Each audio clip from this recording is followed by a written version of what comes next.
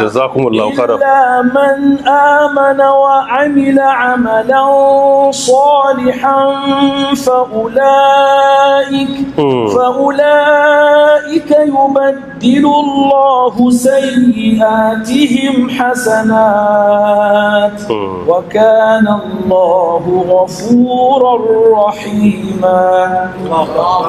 Bahaushe ya ce wai ba a rasa nono a riga, haka kuma ba a rasa ruwa a kogi, kamar yadda ba a rasa aya a wurin aran ba. Ni ɗaya da ne ma kawai misali ya kawo min har guda biyu.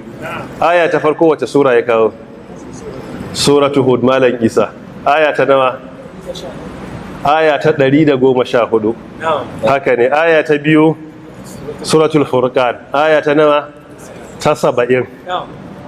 Aya ta farko muhallu shahid shine karshen ayar da Allah ya ce innal hasanat yuzhibuna sayyi'at cikin suratul hud aya ta 114.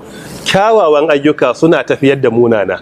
Kaga automatically idan kana kurakure sai ka fara gyarawa, kana yin ayyuka na kware, waɗannan ayyuka na kware na kankara kurakuran koda baka dawo daga baya ka ce Allah ya yafe mini ba.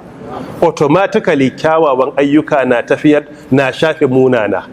Aya ta biyu shine me?